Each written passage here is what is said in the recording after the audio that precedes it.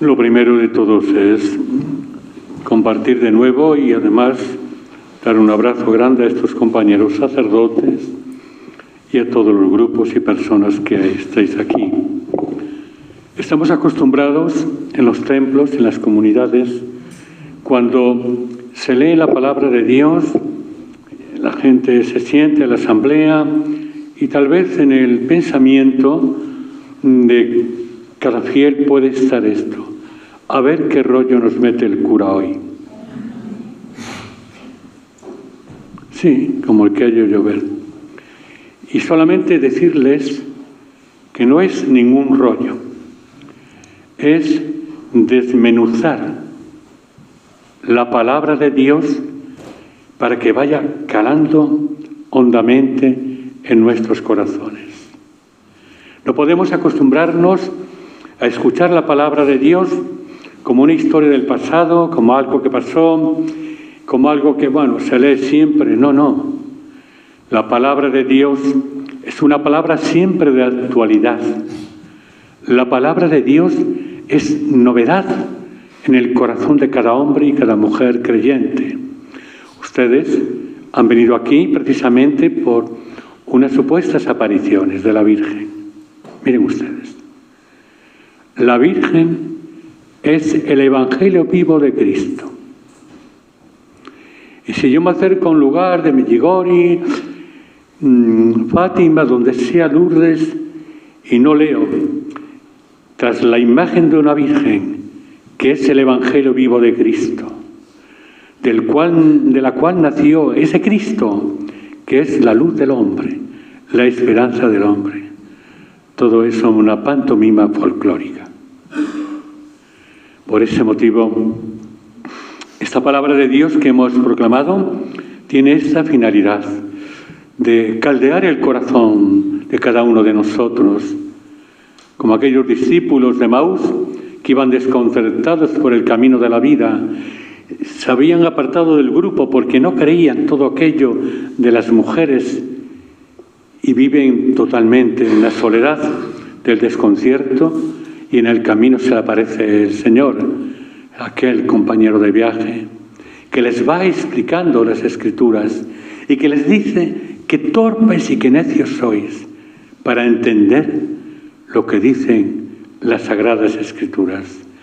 Y estas palabras, queridos fieles, pueden ser un eco en nuestra vida, que torpes y necios somos para no entender la Sagrada Escritura y para creer que esto es una pantomima de ayer, es todo lo que hay que hacer. La Eucaristía no es una máquina, no, la Eucaristía es el sacramento del amor de Cristo al hombre, donde Cristo se hace presente en medio de nosotros.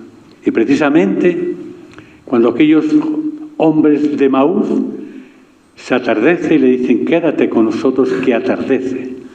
Queridos fieles, podemos decir esta palabra, decirle a la Virgen: Madre, que atardece en esta historia de la humanidad y del mundo y de España. Nos están metiendo en el fango que ellos mismos predican. El fango, ¿por qué? Porque están apartando al hombre de la gran verdad de su historia, que es la verdad de Dios.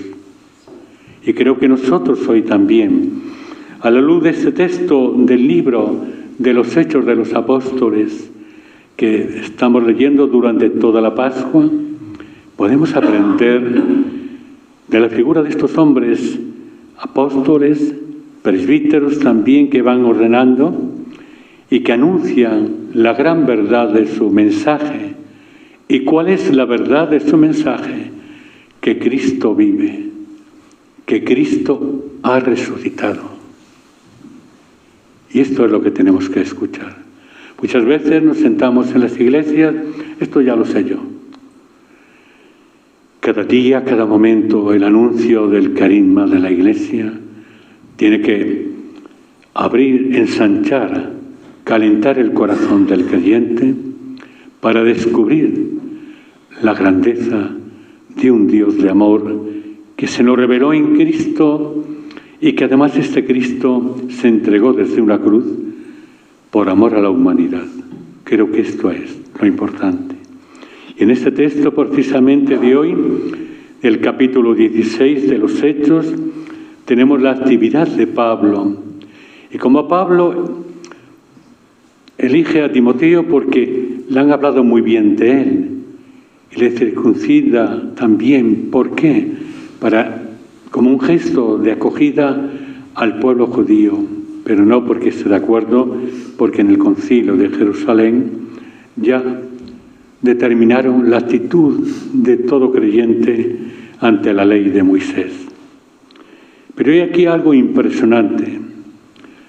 Cuando dice el texto sagrado que la Iglesia se iba robusteciéndose y cada vez había más cristianos, yo os pregunto, ¿la Iglesia de hoy, nuestras iglesias, nuestras comunidades, se van robusteciendo?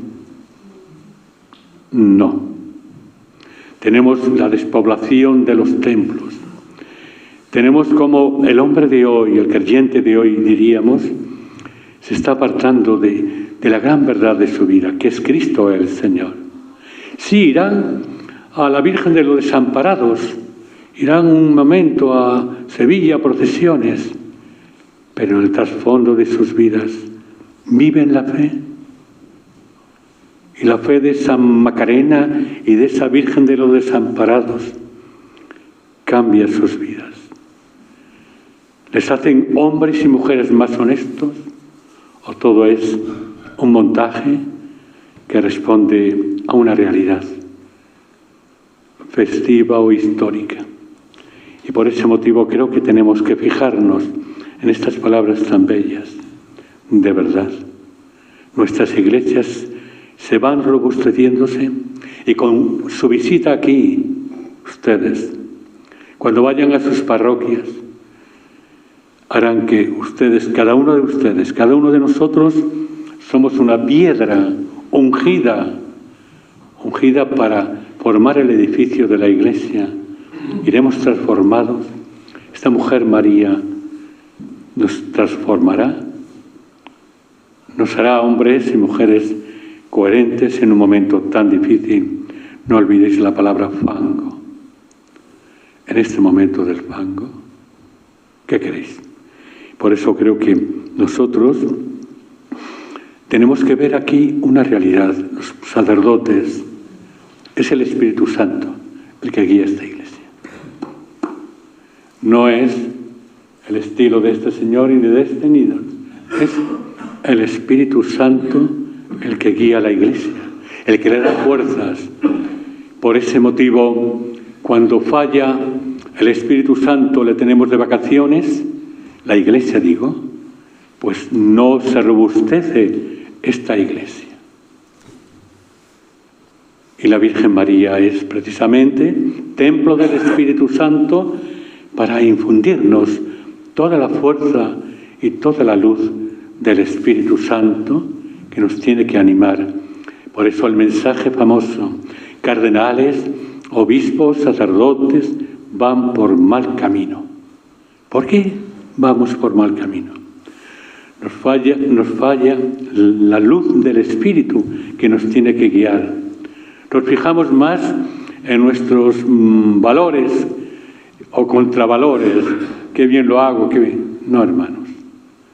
Solamente el Espíritu Santo por diferentes caminos nos guía.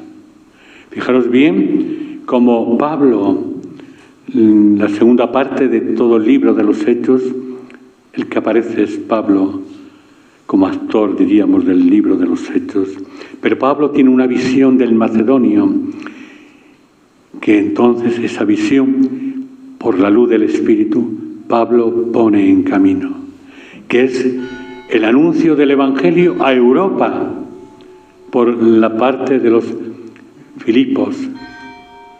Y creo que cuando el hombre se deja iluminar, el creyente, por el Espíritu Santo, no se equivoca en absoluto. Pidamos hoy, todos juntos, que el Espíritu Santo oriente esta nueva iglesia. Y cuando no está el Espíritu Santo, ¿qué surgen? Los cismas en la iglesia y en estos lugares donde la gente por grupos, este grupo, el otro y el otro, y cada uno tiene una virgen con un manto distinto y cada uno tiene un Dios a su estilo. Pero no es el Dios de Jesús y no es el Dios del Espíritu Santo. Esto es serio, señores. Y esto es lo que tenemos que asumir en nuestra vida como pastores de la Iglesia. Yo siento un gran dolor a veces cuando veo que empezamos a desbarrar de la Iglesia, esta Iglesia que no se robustece, que se debilita y que estamos en tiquismiquis, pero tal vez tenemos olvidado la Sagrada Escritura, la palabra de Dios. Quiero terminar con una alusión breve al Evangelio. Cuando Jesús dice a los discípulos, si el mundo os odia, sabed que me han odiado a mí antes. Vivimos en un mundo muy complicado, en un mundo, no sé si me entendéis la expresión, del fango, claro que del fango. El fango provocado por una corrupción política tremenda, por una corrupción moral, por una corrupción a veces eclesial y por una corrupción personal de cada uno de nosotros. Dios creó el mundo y le creó precisamente con toda la plenitud de amor, pero resulta que ya el bueno de Adán y Eva, los buenos señores estos, estropearon este mundo. Pero Dios es un Dios de amor y nos envió a Cristo para volver de nuevo el mundo a su contorno de salvación. Y realmente que si yo quiero ser sacerdote de verdad, si quiero ser cristiano de verdad, tendré que soportar un mundo que es contradictorio a la fe, que es contradictorio a los valores del Evangelio. Por ese motivo, ustedes han venido aquí a encontrar toda la luz, toda la fuerza en la Virgen. ¿Para qué? Para no tener miedo a este mundo. Para saber que el Señor camina junto a nosotros y saber que la Virgen nos coge de la mano y nos lleva por el camino de Cristo, que Él es el camino, la verdad y la vida. Esta es la gran verdad que podemos hoy escuchar y saber que para ser cristianos tenemos que sufrir. Tenemos que afrontar un momento donde mi hijo se llama José, pero esta sociedad moderna del fango le dicen que se puede llamar Pepita. Esto es, señores, esto es lo que hay. Cuando olvidamos que Dios creó hombre y mujer, el matrimonio, toda esta Sodoma y Gomorra, pienso que a veces se quedan pequeños. Y creo que esto es la verdad. Tendremos que soportar el mundo, pero saber que el Señor está de nuestra parte. A veces hay programas por internet, un sentido religioso es no sufrir. Entonces te proporciona un rezo a este santo, una novena al otro, y dice, con esto vas a estar bien, los negocios te van a ir bien, todo esto. Los santos no están para arreglar negocios, ni cuentas bancarias, en absoluto. Y creo que no podemos utilizar a Cristo ni a los buenos de los santos, como el Padre Pío, que hay una oración yo creo que es especial para conseguir lo que quieres en unas horas de rezos. No es eso. Los santos son referencias de hombres y mujeres que vivieron la fe con todo el riesgo de lo que impone vivir la fe en un mundo concreto. Y eso nos pasa a nosotros. Eso les pasa a los padres que tienen que afrontar este momento y saber que si se duermen, sus hijos están en manos de los lobos. Que Creo que esta es una realidad que no podemos olvidar. Pero además, a Cristo le crucificaron en una cruz, pero resucitó. Y nosotros podemos sufrir por ser cristianos, pero sabemos que Él está de nuestra parte y tenemos garantizada la Pascua de la eternidad.